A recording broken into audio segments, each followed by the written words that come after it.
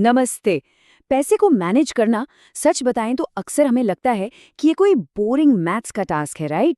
लेकिन दरअसल financial education यानी वित्तीय शिक्षा एक ऐसी लाइफ स्किल है जो हमारी जिंदगी को बेहतर बनाने का पूरा कंट्रोल हमारे हाथों में दे देती है। ये सिखाता है कि जो पास है उसका सबसे बेहतरीन इस्तेमाल कैसे किया जाए और एक सेफ फ्यूचर कैसे बनाया जाए। तो चलिए, बिना किसी देरी के आज की इस दिलचस्प चर्चा की शुरुआत करते हैं। आज के इस विश्लेषण में हम कुछ अहम पहलुओं पर नजर डालेंगे। शुरुआत करेंगे फाइनेंशियल एजुकेशन की सही डेफिनेशन से, फिर हम आएंगे मनी मैनेजमेंट के पिलर्स पर, उसके बाद वो फायदे देखेंगे जो बैंक अकाउंट से कहीं आगे जाते हैं। अगला विषय होगा ग्लोबल लिटरेसी गैप का, और आखिर में हम बात करेंगे वित्तीय संसाधन यानी रिसोर्सेज खोजने पर। तो व्यक्तिगत आदतों से लेकर ग्लोबल इकोनॉमी तक आज सब कुछ कवर होने वाला है। तो आइए सबसे पहले हिस्से पर चलते हैं और इस टर्मिनोलॉजी को क्लियर करते हैं। दरअसल फाइनेंशियल एजुकेशन का मतलब सिर्फ नंबर्स या हिसाब किताब समझना बिल्कुल नहीं है। ये एक लगातार चलने वाला प्रोसेस है, एक ऐसी आदत जिसमें हम वो नॉलेज और स्किल्स इकट्ठा करते हैं जिनसे आगे चलकर बिल्कुल सोच समझकर और सॉलिड फाइनेंशियल डिसीजंस लिए जा सकें। ये कोई एक दिन का स्कूल लेसन नहीं है, बल्कि एक माइंडसेट है जो वक्त के साथ हमारी कैपेबिलिटी को और बढ़ाता है। यहाँ एक बहुत ही दिलचस्प फर्क समझना जरूरी है, फाइनेंशियल लिटरेसी और फाइनेंशियल वेलबींग के बीच का फर्क। आम बोलचाल में लोग इन दोनों को एक ही मान लेते हैं, लेकिन सच तो ये है कि फाइनेंशियल लिटरेसी का मतलब है सिर्फ नॉलेज और स्किल्स का होना, जबकि फाइनेंशियल वेलबींग उसका आखिरी नतीजा है, यानी वो सुकून, आर्थिक आज़ादी और बैलेंस जिसके लिए हम सब मेहनत करते हैं। बेसिकली एजुकेशन वो ब्रिज है जो इस नॉलेज को रियल वर्ल्ड में अप्लाई करना सिखाता है। अब आते हैं इसके प्रैक्टिकल साइड पर।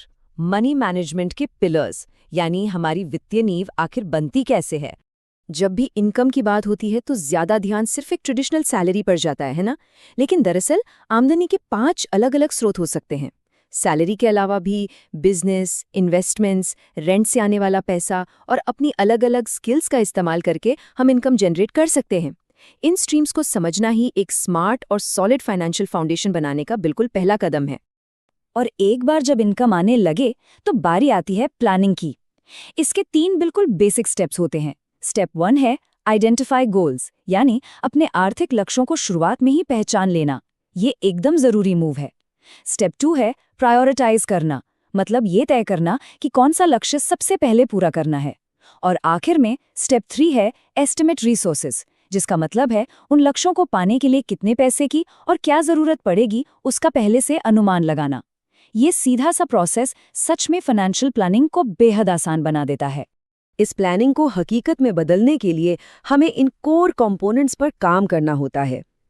सेविंग और बजटिंग हमें रोजाना की इनकम और खर्चों को ट्रैक करना सिखाते हैं। फिर आता है मैनेजिंग डेट, उधार और लोन को ऐसे हैंडल करना कि किसी हाई इंटरेस्ट वाले जाल में ना फंसें। इन्वेस्टिंग हमें रिस्क और रिटर्न का सही हिसाब सिखाता है, और साथ ही इंश्योरेंस और कंज्यूमर राइट्स हमें किसी भी आर्थिक नुकसान या फ्रॉड से बचाने का काम करते हैं। तो ये तो हुई मनी मैनेजमेंट की बात, लेकिन इसके फायदे सिर्फ हमारे बैंक तक सीमित नहीं है। तीसरे हिस्से की तरफ बढ़ते हैं। ये देखना काफी दिलचस्प है कि हमारे व्यक्तिगत फायदे और बड़े सामाजिक फायदे आपस में कितनी गहराई से जुड़े हुए हैं।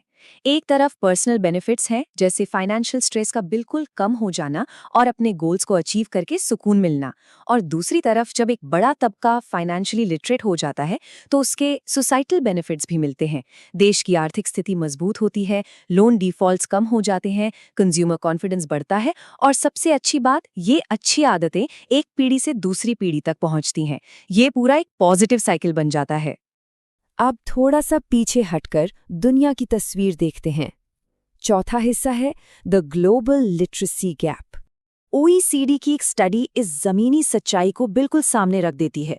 उनका कहना है कि दुनिया भर में किसानों के बीच फाइनेंशियल लिटरेसी अभी भी कम है, जिसका असर उनकी रिस्क, सेविंग्स और क्रेडिट को अच्छे से मैनेज करने की क्षमता पर पड़ता है। सोचिए, एक किसान जो खेती में मौसम के और मार्केट के उतार चढ़ाव के इतने बड़े रिस्क उठाता है, उसके लिए आर्थिक रूप से सुरक्षित होना कितना ज्यादा जरूरी है। अगर उन्हें क्रेडिट या सेविंग्स की ठीक जानकारी ना हो तो पूरी रूरल इकोनॉमी खतरे में आ सकती है।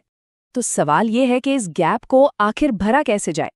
ओईसीडी के मुताबिक टारगेटेड एजुकेशन, डिजिटल इंक्लूजन और पॉलिसी इंटरवेंशंस की बेहद ज़रूरत है।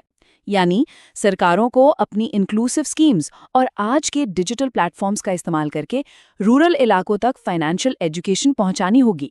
तभी जाकर उनकी इकोनॉमी और उनका आर्थिक लचीलापन यानी फाइनेंशियल रेजिलियंस सच में मजबूत हो पाएगा। अब आते हैं अपने पांचवें और आखिरी हिस्से पर, वित्तीय संसाधन खोजना, यानी ये सब हम सीख कहाँ से सकते हैं।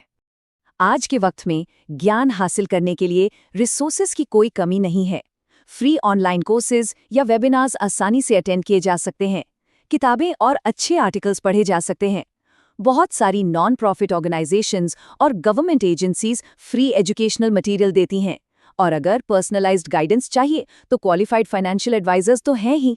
सबसे अच्छी बात तो ये है कि आजकल स्कूल्स और कॉलेजेस भी इस बेहद ज़रूरी लाइफ स्किल को अपने सिलेबस में शामिल कर रहे हैं। तो इस चर्चा को ख़त्म करने से पहले एक विचार पर ज़रूर गौर करते हैं।